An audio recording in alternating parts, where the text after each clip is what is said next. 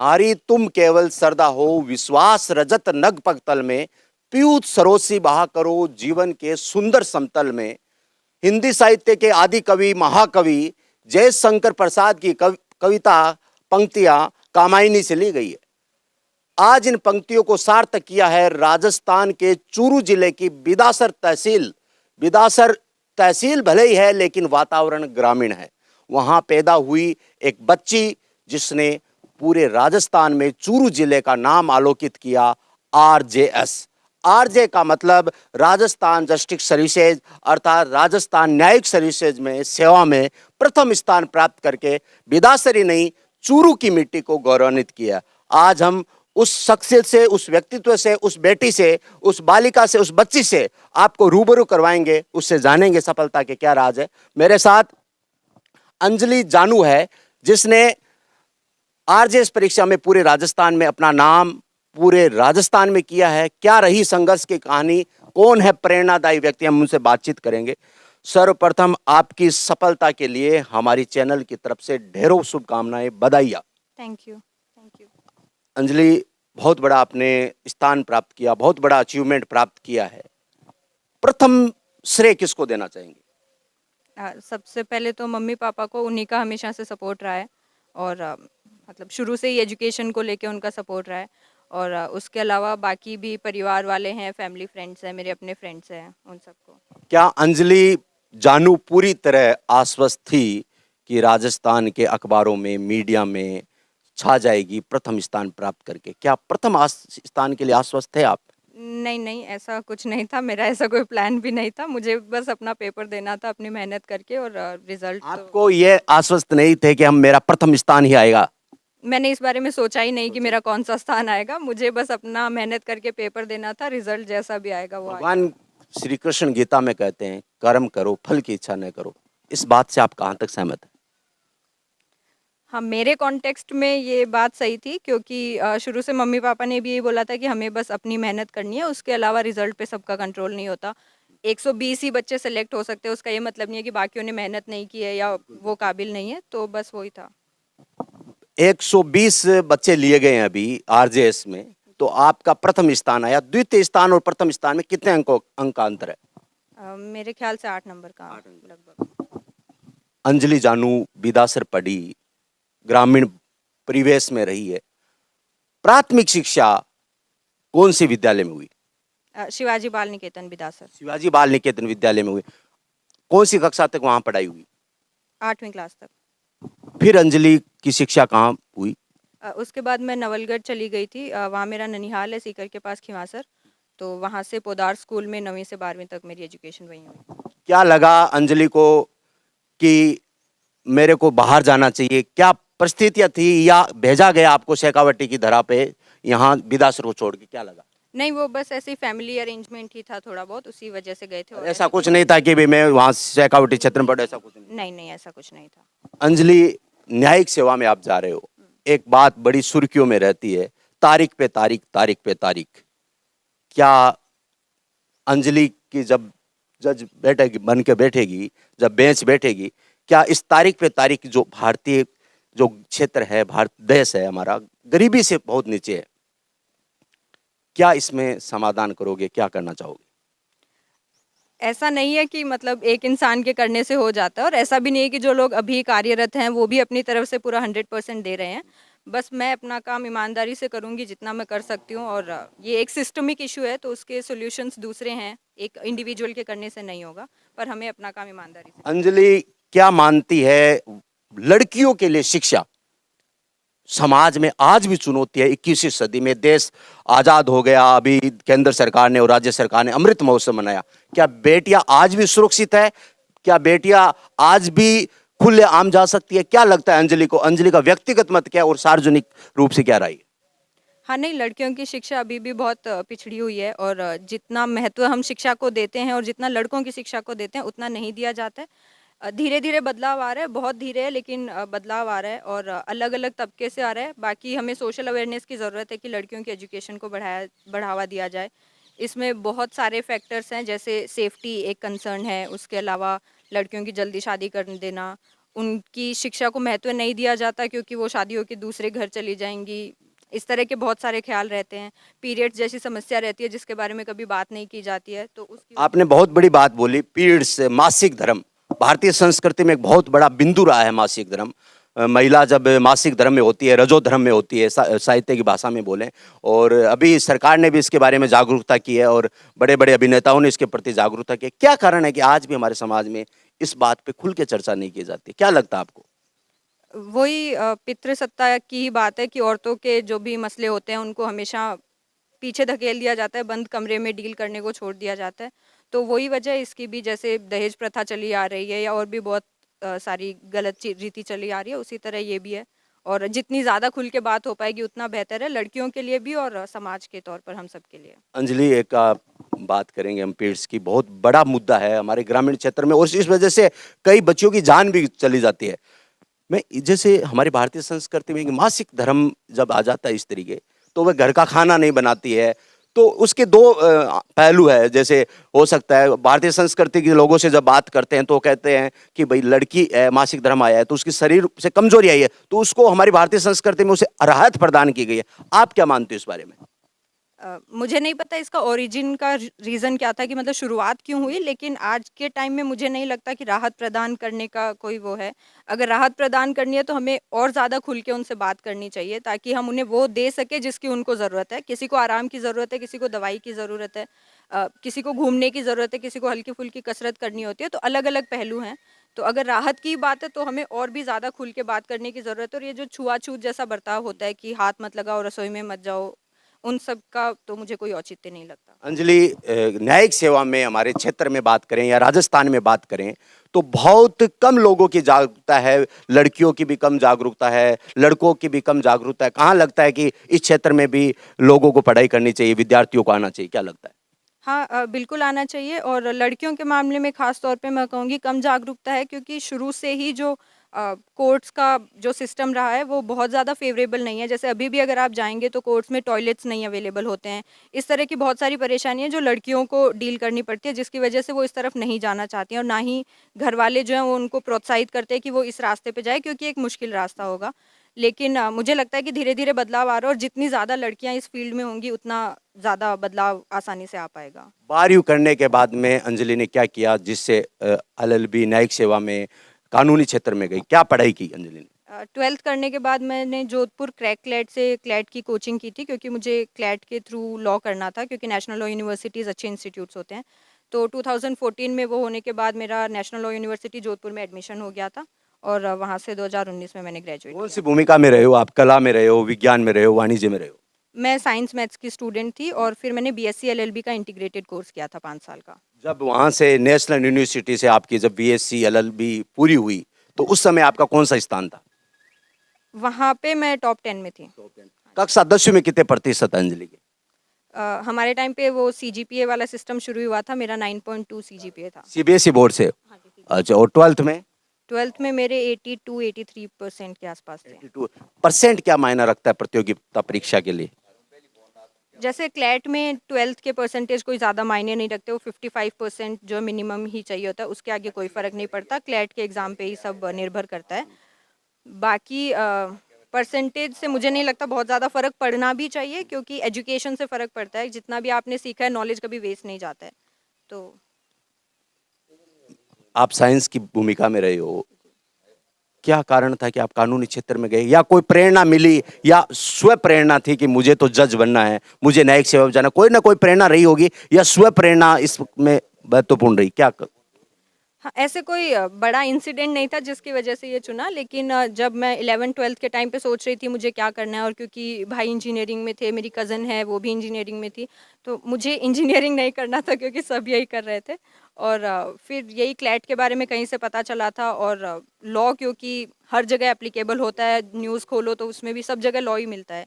तो यही मम्मी-पापा से भी बात की और लगा कि हाँ, इसको ट्राई करते हैं। कभी ऐसे मन में नहीं रही मैं जज बनूंगी, ऐसा कुछ पहले नहीं था?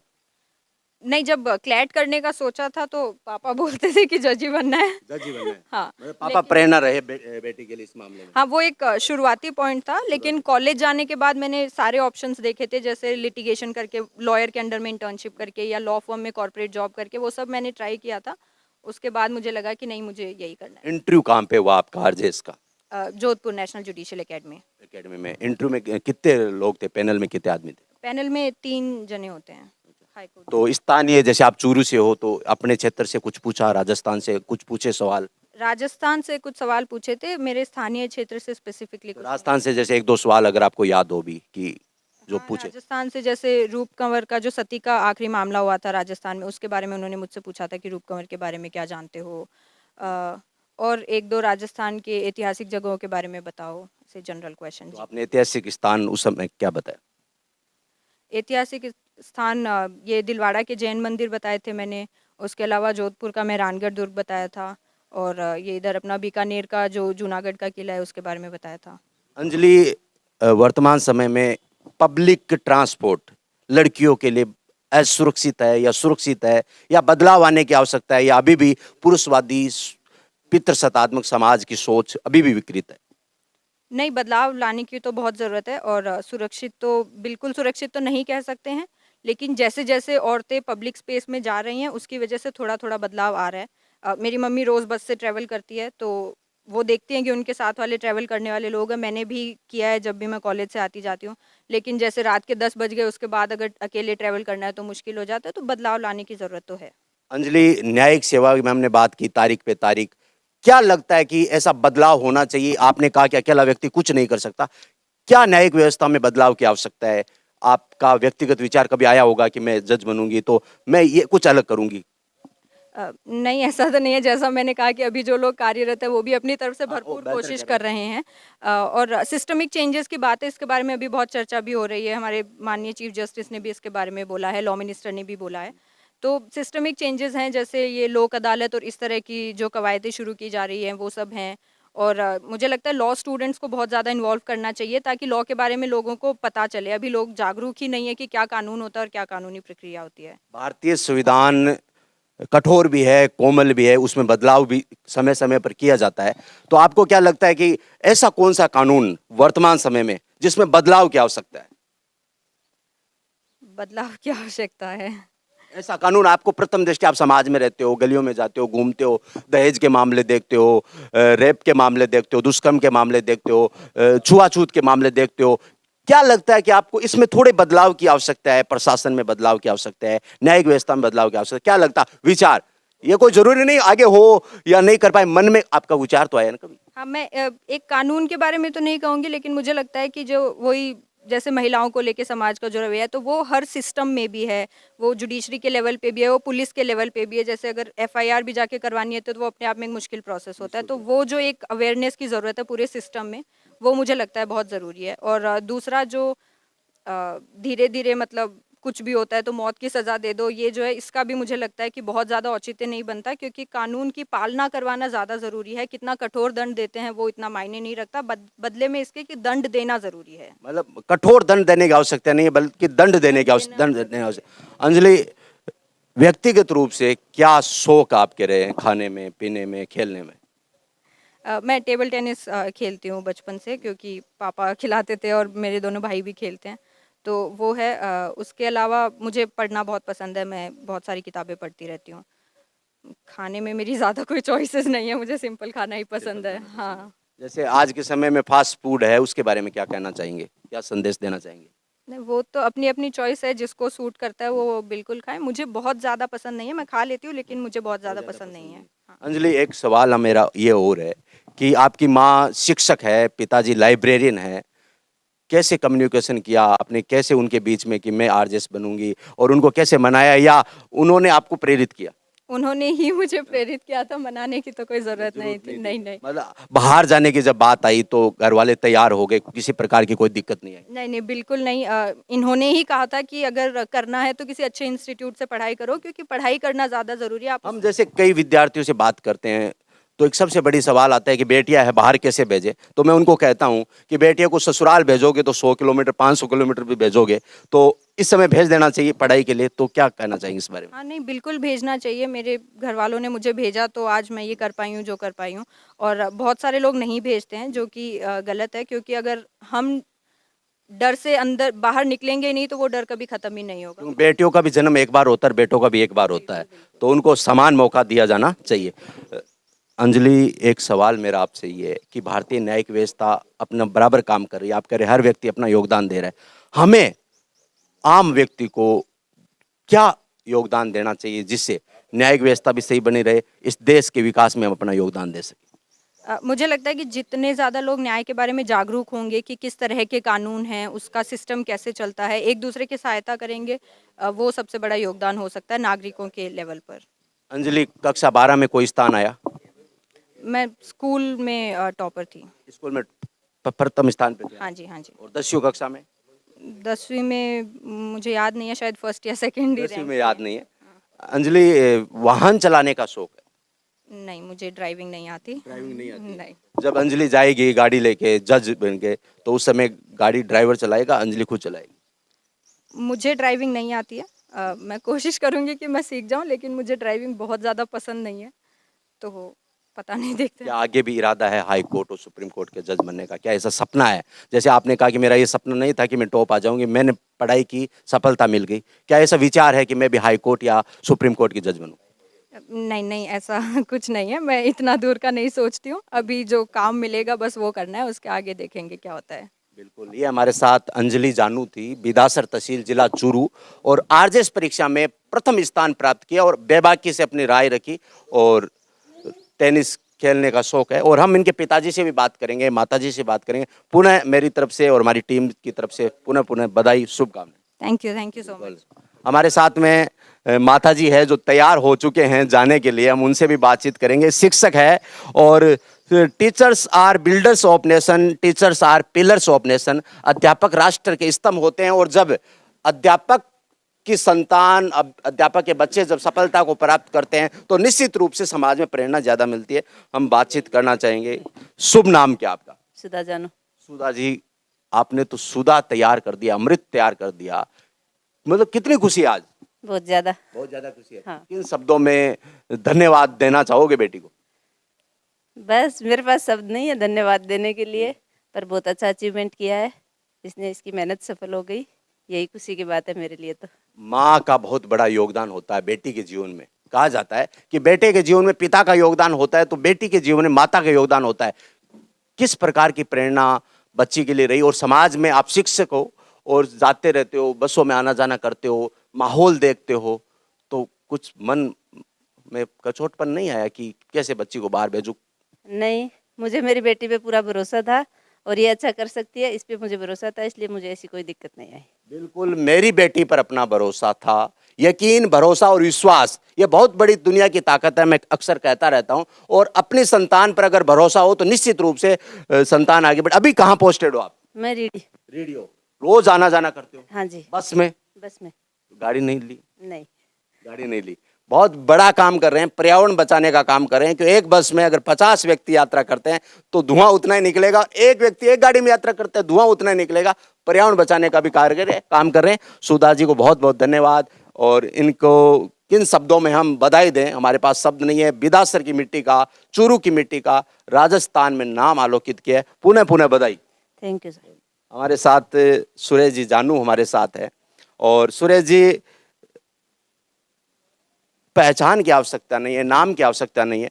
धापू देवी चौरड़िया में लंबे वर्षों तक कार्यभार संभाला है, और अपने मन संचालन के माध्यम से या धापू देवी चौरड़िया की कोई गतिविधि हो, सुरेश जी का बहुत बड़ा योगदान है। सुरेश जी, बहुत बड़ी बधाई। बहुत बहुत धन्यवाद आपको। सुरेश जी, आपको भी बहुत बधाई। बेटी पिता से ज्यादा जुड़ी होती है, साइकोलॉजी कहती है, मनोविज्ञान कहता है कि बेटा माँ से जुड़ा होता है और बेटी पिता से जुड़ी होती है। कितनी खुशी है? बहुत खुशी है, बहुत खुशी है। बहुत खुशी है।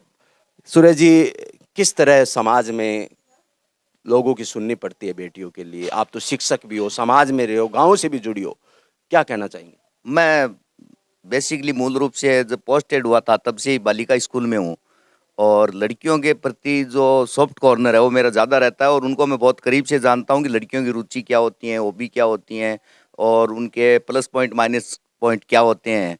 और इसका जब क्लेट से सिलेक्शन हुआ था उस समय भी मैं जाकर हम छोड़ कर आए थे, इसकी मम्मी भी साथ थी।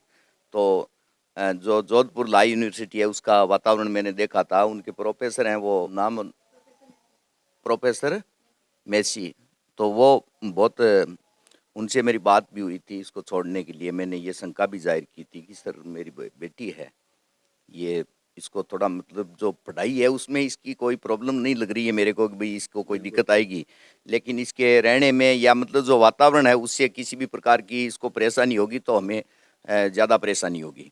तो उन्होंने मेरे को दिखाया, और वो जो हॉस्टल था उसमें भी मैं इसका हॉस्टल था उसमें मैंने देखा, जाना चाहता था, लेकिन मेरे को गेट पर रोक लिया कि भाई आप नहीं इन बच्ची को और इनकी मम्मी को जाने दो, अंदर इसमें अलाउ नहीं है पुरुष, वो चाहे कितना ही नज़दीकी अभिभावक हो। तो वहाँ का जो वातावरण उसमें दिक्कत नहीं थी। वैसे ये शुरू से ही इसको खिलाने के लिए भी मैं ले जाता था, लड़कों को भी मैं ले जाता था। मेरे बच्चे भी टेबल टेनिस में स्टेट पर कई बार खेले हुए हैं, तो कोई दिक्कत नहीं थी। मैं आश्वस्त था कि भाई ऐसी कोई प्रॉब्लम नहीं है उसमें। इसका क्लेट से जो सिलेक्शन हुआ था उसमें इसकी 151वीं रैंक आई थी, पूरे इंडिया में वो 151वीं रैंक थी। तो उससे पहले भी मैं एक बार इसको ये सीनियर मैथ्स से की हुई थी। मेरे बच्चे बड़े वाला है वो IIT बॉम्बे से कर रहा था बीटेक। तो मेरा विचार ये था कि भाई इसको ये बढ़िया है मैथ्स में भी, तो इसको भी IIT में भेजें। तो रास्ते में हम आ रहे थे तो उसमें इसने कहा कि ये तो फील्ड वर्क ज़्यादा है इसमें, और मतलब भविष्य में मतलब जब पोस्टिंग होती है तो वो इंजीनियर वगैरह की इसमें फील्ड पोस्टिंग ज़्यादा होती है। तो पहले BSc का विचार, फिर मैंने इसको कहा कि भाई ये क्लेट है, इसके माध्यम से लॉ जो है वो फील्ड अच्छा है, रूटीनली काम है इसमें, और मतलब जो जॉब वर्क है उसमें ज़्यादा दिक्कतें नहीं आएंगी, और पढ़ाई में ये अच्छी थी। तो मैंने इससे बात की तो इसने क्लेट के लिए कहा कि भाई हाँ मैं इसकी तैयारी करूँगी। उसने पहली बार में ही कह दिया था। और अभी जो परीक्षा भी इसने दी है, इसने RJS के अलावा कोई कंपटीशन नहीं दिया है। RJS के अलावा कोई कंपटीशन कोई कंपटीशन नहीं दिया। मतलब लक्ष्य एक रहा अर्जुन की एक तरह। ही लक्ष्य था, हमें बताया गया था कि इसमें लॉ में ये भी पोस्टें हैं। मेरा छोटा भाई भी वकील है, गोपी, वो डूंगरगढ़ में कार्यरत है, गवर्नमेंट वकील है अभी। तो उसका भी यही था कि और जॉब तो इसमें बहुत हैं, फील्ड बहुत बड़ा है ये, लेकिन लक्ष्य एक ही RJS। तो हाँ एक ही। दुनिया के हर बेटे के बाप को क्या प्रेरणा देना चाहेंगे? मैं तो यही कहना चाहूँगा कि बेटी पर बेटों से ज़्यादा ध्यान देना चाहिए, पढ़ाई के मामले में भी और उसकी जो समस्याएं हैं उनको सॉल्व करने में भी। क्योंकि लड़के हैं वो तो कहकर भी अपनी समस्या का समाधान करवा लेते हैं, जिद से भी करवा लेते हैं, लेकिन लड़कियां वो ज़्यादा मतलब जिद नहीं करती, जिद्दी नहीं होती है स्वभाव से ही, प्राकृतिक स्वभाव है ये। तो नेचुरली जो जस्टिस है, न्याय है, वो लड़कियों को और लड़कों को मिलना चाहिए। तो मैं बेटियों के प्रति ज़्यादा सॉफ्ट कॉर्नर रखता हूँ, गवर्नमेंट भी ज़्यादा सॉफ्ट कॉर्नर रख रही है, समाज भी ज़्यादा सॉफ्ट कॉर्नर रख रही है। लेकिन समाज आज भी बेटियों के प्रति उतना नहीं हो पाया जितना बेटों के प्रति। वो जो उनके मन की आशंकाएं हैं उनको मतलब धीरे धीरे निकालना जरूरी है। उनका जो कॉन्फिडेंस है वो डेवलप करने की जरूरत है। इन आशंकाओं के कारण जो आशंकाएं हैं वो मतलब उनको जो डर पैदा करती हैं, उनके कारण से वो आशंकित है और डर है उनमें नेचुरली उनके पास जो होता है भेदभाव करने का इरादा नहीं होता है, लेकिन समस्याएं जो नेचुरली होती है मतलब शुरू से जो चली आ रही है बातें, बिल्कुल उनको निकालना मुश्किल है। उन चीज़ों का निकालना जरूरी है। वो निकलने के बाद ही काफ़ी हद तक इसमें बदलाव भी आया है। मैं देख रहा हूँ, मैं लगभग 26 साल से मैं यहाँ स्कूल में 26 साल पहले का जो लड़कियों का बेच था आज बेच अंतर आया है। उसमें बहुत अंतर है। लड़कियां खुलकर अपनी बात बताने लग गई हैं, और जो गरिमा पेटिकाएं हैं वो भी रखी हुई हैं, और उनके मॉनिटर्स हैं उनके माध्यम से, उनके क्लास टीचर जो हैं या महिलाएं विद्यालय में उनके माध्यम से वो आजकल बात नहीं करती हैं। वो आजकल आकर मेरे को सीधा कहती हैं कि ये प्रॉब्लम है। मतलब पहले ऐसा होता था कि विद्यालय में एक मैडम है, बच्ची उसी के पास जाती थी, उसी के पास संकोच करते हुए जाती थी। आजकल वो नहीं है, बच्ची जागरूक हुई है। पहले लड़कियां पेट दर्द के लिए भी मेरे से छुट्टी मांगने के लिए नहीं आती थी। उनको डर था कि भाई अपन क्या कहें, गुरु सर से कैसे कहें। लेकिन अब वो बात नहीं है। अब मतलब अधिकांश मैं समझता हूँ जहाँ तक कि 70-80% लड़कियां वो आराम से आकर पूछ लेती हैं कि सर मेरे पेट में दर्द है और मैं घर जाना चाहती हूँ। तो उससे ज़्यादा बात करने की जरूरत नहीं है, हम समझ जाते हैं। हम कह देते हैं कि तेरे नंबर बताओ घर के, और उनको घर पे कॉल कर देते हैं, घर वाले लेने आ जाते हैं, या मतलब पास में घर होता है तो 2 लड़कियों को साथ भेज देते हैं कि इसको छोड़ कर आ जाओ, घर में कोई आने वाला नहीं होता है। बिल्कुल सूरज तो जी, ये बहुत बहुत आपको बधाई और बहुत अच्छा अचीवमेंट आपकी बेटी ने प्राप्त किया है और आपकी सेवा और त्याग और कर्मठता का निश्चित रूप से कहीं ना कहीं आशीर्वाद मिला। बस मैं तो ऐसी कोई ज्यादा कर्मठता नहीं समझता हूँ, क्योंकि काम के बदले आप में नहीं वेतन समझते, मिलता है। वेतन मिलता है, लेकिन एक उसको अगर मन से किया जाए तो ये निश्चित रूप से समाज में एक उचित निर्देशन करता है। मैं तो सर ये प्रयास यही करता हूँ कि जहाँ पर खड़ा हूँ वहाँ पर जो भी काम है वो कर लेना चाहिए। और यदि इस प्रकार से सारे आदमी जहाँ खड़े हैं, जहाँ वहाँ कोई कमी दिख रही है, उसको काम यदि वो कर लेते हैं तो सारे काम सॉल्व हो जाते हैं। और व्यवस्थाएं बढ़ाने से बनती हैं, हमारे खड़े रहने से या उन पर बार बार अपने चर्चा करने से नहीं, बल्कि मतलब वो यदि काम वहाँ पर खड़े खड़े कर देते हैं तो थोड़ी सी देर में हो जाता है। और मैं तो मतलब ये समझता हूँ कि घर में जो काम है उनसे ज़्यादा जो सार्वजनिक काम है वो करने चाहिए। घर के काम में हमारे सारे परिवार की जिम्मेदारी होती है, कोई न कोई कर लेता है, लेकिन जो सार्वजनिक काम है उनमें करने वाले हैं वो बहुत कम आदमी मिलते हैं। और संकोच शर्म भी महसूस करते हैं कि मैं क्या झाड़ू लगाऊं, मैं क्या यहाँ पर सफाई करूं, मैं ये क्यों करूं, जबकि प्रेरणा स्रोत के रूप में जो आगे मुख्य आदमी है वो यदि मतलब इस प्रकार का काम करेंगे तो आम आदमी को भी इससे झिझक नहीं रहेगी कि ये काम करने वाले छोटे आदमी होते हैं या ये काम करने वाले तो विशेष तौर से नियुक्त होते हैं। तो ऐसी कोई बात नहीं होती है, ये मतलब सबसे बड़ी बात है। तो मैं ये प्रेरणा देने का प्रयास करता हूँ हर जगह। बिल्कुल, इन्होंने सही बात कही कि इसमें कोई सेवा वाली बात नहीं है, वेतन मिलता है काम के बदले, लेकिन निश्चित रूप से सूरज जी जानू की जो कर्मठता है, विद्यासर का बच्ची बच्ची जानता है कि वास्तव में इनका जो त्याग है वो समर्पण। इन्होंने कहा कि अगर हमें सफाई हम खुद करेंगे तो समाज को ऐसा नहीं लगेगा उसके लिए अलग वर्ग है। बहुत बहुत बधाई। एक सवाल इनसे मेरा रह गया जो बहुत जरूरी था। अंजलि, वर्तमान समय में इंटरनेट, ऑनलाइन पढ़ाई, सोशल साइट, क्या मानते हो? हाँ, नहीं मुझे लगता है कि अच्छा इन्वेंशन है, बहुत ज़रूरत है और बहुत मदद भी मिलती है लोगों को। जो लोग तैयारी कर रहे हैं उनके लिए है कि मतलब कुछ लोग आपको कहेंगे कि बिल्कुल ही बंद कर दो और कुछ कहेंगे कि नहीं, नहीं बहुत ही ज़रूरत है। तो मुझे लगता है सबको अपना फिगर आउट करना होता है, किसी के लिए मदद कर सकता है। मेरे लिए जैसे मददगार था, मुझे कभी डिस्ट्रैक्शन की तरह फ़ील नहीं हुआ इंटरनेट या मोबाइल से। अंजलि सोशल साइट से जुड़ी थी व्हाट्सएप फेसबुक की दुनिया से? हाँ जी, बिल्कुल। बिल्कुल जुड़ी थी। हाँ जी। मतलब उसको सीमित समय दिया जाता? हाँ, मतलब जब ज़रूरत लगती थी तो चला लेते थे, कुछ देखना होता ऐसा तो नहीं है ना अंजलि ने व्हाट्सएप यूनिवर्सिटी और फेसबुक यूनिवर्सिटी से मतलब नहीं रखा? व्हाट्सएप यूनिवर्सिटी से तो नहीं रखा, लेकिन हाँ व्हाट्सएप, इंस्टाग्राम, ट्विटर था मेरे पास और मैं यूज़ भी करती थी, ऐसे कभी बंद नहीं किया मैंने। अब इस सोशल साइट का उपयोग समाज को जागरूक करने के लिए निश्चित रूप से अंजलि के माध्यम से किया जाएगा और भी। हाँ, नहीं बिल्कुल, बिल्कुल क्यों नहीं। हाँ। बिल्कुल, जयप्रकाश जी बेंगानी हमारे साथ है। विदासर धरा को जागरूक करने में और एक पत्रिका निकलती थी और समाज में सोशल साइट का जब दौर आया तो पत्रिका अब विलुप्त तो जरूर हो गई है, लेकिन इनके विचार आज भी जिंदा है। जयप्रकाश जी, विदासर की जब बात आती है तो कभी बड़ी पत्रिकाओं में, अखबारों में कहीं सुर्खियां नहीं बनी, क्या गर्व महसूस कर रहे हो? मैं सबसे पहले तो हमारे मीडिया साथी का मैं धन्यवाद करूंगा। ये वास्तविक है कि हमारा पिछड़ा हुआ कस्बा था और इस कस्बे का आज तक किसी प्रकार से कोई ऐसा कोई हमारा नाम रोशन नहीं हुआ। और हमारी ये बच्ची जो गुरुजी के नेचर है वो इतने अच्छे हैं कि ये सिंपल सादगी और ईमानदार व्यक्तित्व के। और हमारे यहाँ प्रशासन को जब भी किसी भी कार्य में जब कोई कार्य करवाना होता है, चाहे वो चुनाव का हो, चाहे वो किसी खेल का हो या अन्य किसी का, तो सुरेश जी जानू के वगैरह नहीं हो सकता।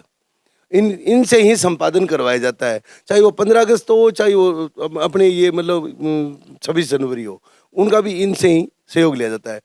और इनकी ये जो बच्चे, इन्होंने हमारा जो ये विदासर शहर का नाम रोशन किया है, बल्कि हम तो बहुत ज़्यादा खुश हैं कि हमारा विदासर का नाम आज़ादी के बाद पहली बार आया है और बल्कि हमें चुरू जिले का ही नाम आया है। ये बहुत ही महज मतलब खुशी है हमें। और मैं भाई अंजलि और हमारे गुरुजी को मैं बहुत बहुत धन्यवाद देता हूँ और बधाई देता हूँ। सही बात है कि बहुत ही अच्छा नाम रोशन किया अंजलि ने।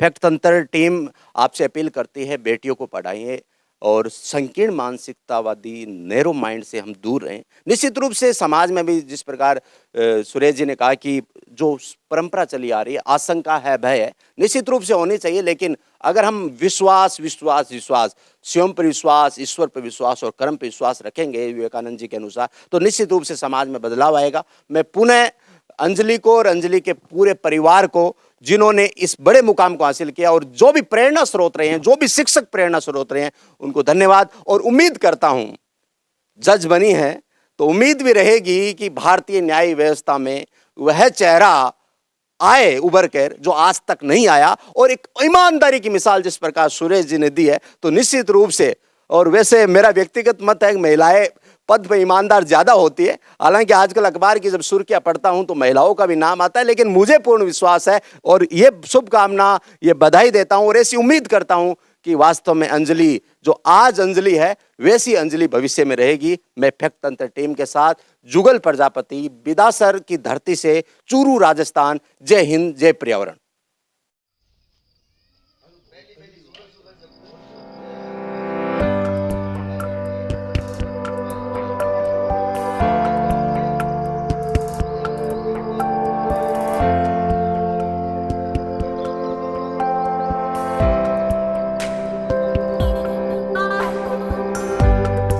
Please like, share and subscribe and don't forget to